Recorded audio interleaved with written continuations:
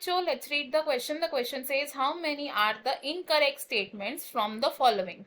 A. Lower the taxa, more are the characteristics that the members within a taxon share. B. Higher the taxonomic category, greater is the difficulty in determining the relationship to other taxa at same level. C. In lower taxa, problems of classification becomes more complex.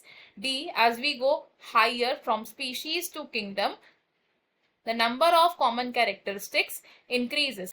इस question में हमसे पूछा गया कि कितनी statements incorrect है। First statement में कहा गया कि जितना लोअर टैक्सा होगा उतने ही ज्यादा कैरेक्टरिस्टिक्स मेंबर शेयर करेंगे with each other.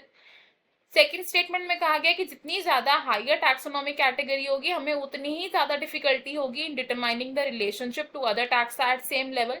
Third statement में कहा गया कि जितना लोअर टैक्सा होगा उतना प्रॉब्लम ऑफ क्लासिफिकेशन कॉम्प्लेक्स होता रहेगा। एंड फोर्थ स्टेटमेंट में कहा गया कि जैसे जैसे हम हायर टैक्सोनॉमिक कैटेगरीज की तरफ जाते हैं, यानी जैसे जैसे हम स्पीशीज से किंगडम की तरफ जाते हैं, number of common characters increase होते हैं। अगर हम बात करें इस क्वेश्चन में यूज होने वाले की कॉन्सेप्ट की, सबसे पहले तो the key concept here would be taxonomic hierarchy. Taxonomic hierarchy को हम कैसे समझ सकते हैं? तो during the classification of an organism हम क्या करते हैं, उसे एक रैंक या फिर एक टैक्सोनॉमिक कैटेगरी असाइन करते हैं। There are main 7 categories and ये सभी कैटेगरीज ऑल टुगेदर कॉन्स्टिट्यूट करती है टैक्सोनॉमिक हायरार्की। अब हमारी ये रैंक्स कौन कौन सी हैं ये देखते हैं।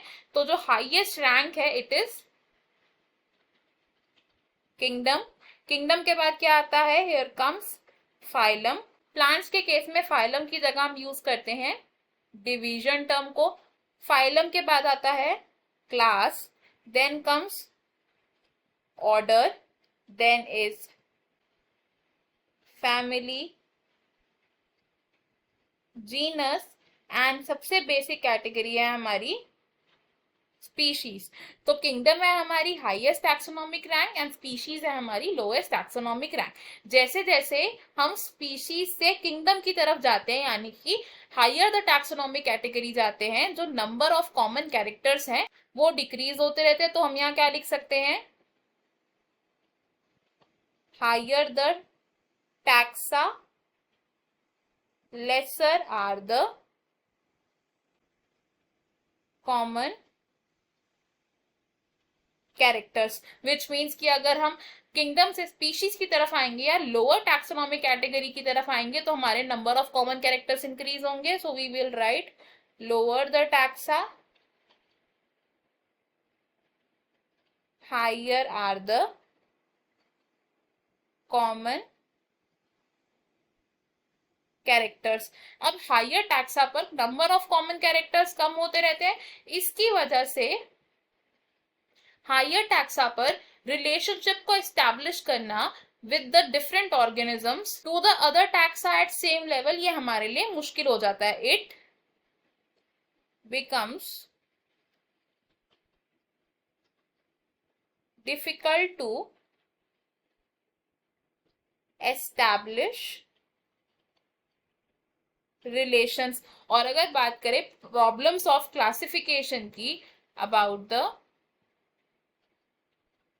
प्रॉब्लम्स ऑफ क्लासिफिकेशन, तो प्रॉब्लम्स ऑफ क्लासिफिकेशन कब ज्यादा कॉम्प्लेक्स होती है? When we go lower the taxa. तो जितना लोअर टैक्सा होगा उतने ही ज्यादा कॉमन कैरेक्टर्स होंगे, more common characters will be there. More common characters होने की वजह से क्या होगा?